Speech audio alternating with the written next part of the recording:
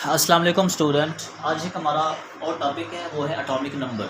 आज हम atomic number के बारे में जानते हैं। एटॉमिक नंबर से पहले हम थोड़ा सा एटम्स के बारे में जानने की कोशिश करेंगे। एटम्स क्या चीज़ है। ये एक न्यूक्लियस है और ये उसके ऊपर जो है ये शेल्स हैं।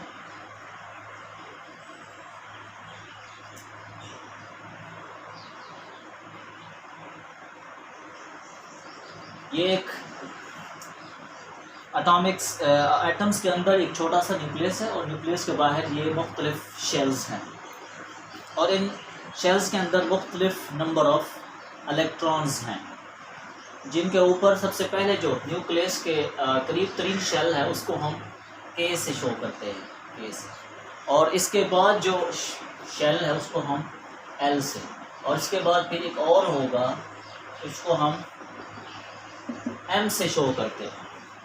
तो आया न्यूक्लियस के अंदर जो है वो प्रोटॉन्स और न्यूट्रॉन्स होते हैं। न्यूक्लियस के अंदर प्रोटॉन्स और न्यूट्रॉन्स होते हैं।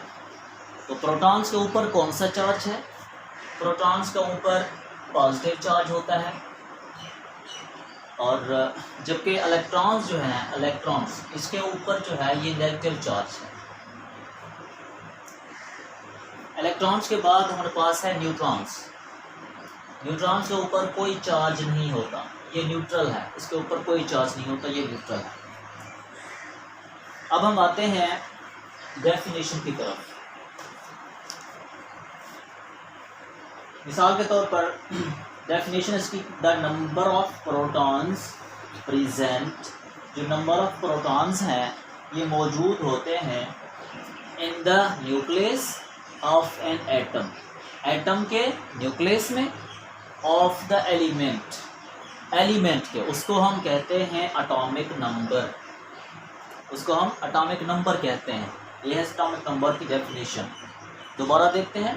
The number of protons present in the nucleus of an atom of the element is called atomic number, उसको हम एटॉमिक नंबर कहते हैं। कि जो नंबर ऑफ प्रोटॉन्स हैं ये मौजूद होते हैं किसके अंदर? न्यूक्लियस में, ऑफ एन एटम, एटम्स के, ऑफ द एलिमेंट, एलिमेंट के, उसको हम कहते हैं एटॉमिक नंबर। फिर एटॉमिक नंबर को हम कैसे सिंबल से रिप्रेजेंट करते हैं? इसको हम रिप्रेजेंट करते हैं जी से। जी से कैसे शो करते हैं? इसका ये सीन है कि जी जो है इसका मतलब होता है एटॉमिक नंबर, नंबर इसका मतलब होता है। जबकि ज़्यादातर जो स्टूडेंट हैं वो सिंबल्स के तौर पर इसको ए लिख देते हैं, क्योंकि एटॉमिक नंबर को जब हम ए से लिखते हैं तो वो कहते हैं कि जिसका जो सिंबल होगा वो भी इसका ए होगा। हालांकि नहीं, जी का मतलब होता है नंबर। जी एक जर्मन वर्ड है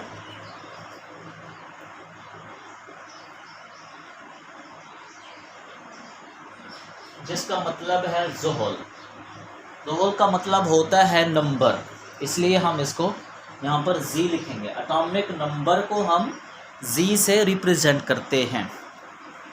तो इसलिए नेक्स्ट है हमारे पास कि तमाम के तमाम जो हाइड्रोजन एटम है उसमें जो प्रोटॉन्स की तादाद है वो सिर्फ एक है। हाइड्रोजन के ऊपर सिर्फ एक प्रोटॉन्स होता है, इसलिए हम इसको कुछ इस तरह से भी लिख सकते हैं।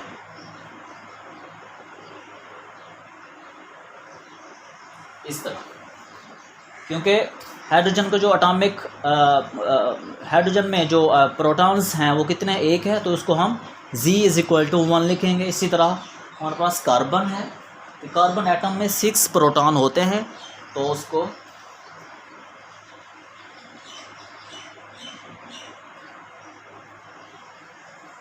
इसलिए हमने कार्बन को जो है वो 6 Z = 6 लिख दिया, क्योंकि उसमें जो नंबर ऑफ़ प्रोटॉन्स हैं वो 6 हैं।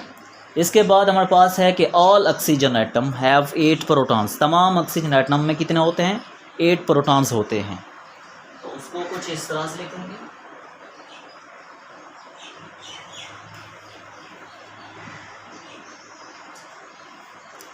ऐसे लिख दिया। और नेक्स्ट है हमारे पास सल्फ़र। तमाम के तमाम जो सल्फ़र एटम है उसमें जो उनका जो एटॉमिक नंबर है वो कितने हैं, उसमें नंबर ऑफ़ प्रोटॉन्स उसमें जो नंबर ऑफ़ प्रोटॉन्स हैं वो 16 है।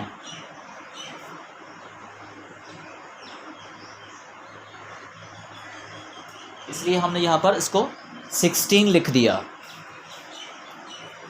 तो हम ये कह सकते हैं कि एटम के अंदर एक छोटा सा न्यूक्लियस होता है और न्यूक्लियस के गिर्द, एटम्स के अंदर एक छोटा सा न्यूक्लियस है और न्यूक्लियस के गिर्द जो है ये मुख्तलिफ शेल्स हैं और मुख्तलिफ शेल्स के अंदर मुख्तलिफ नंबर ऑफ़ इलेक्ट्रॉन्स होते हैं। यानी न्यूक्लियस के अंदर प्रोटॉन्स और न्यूट्रॉन्स होते हैं।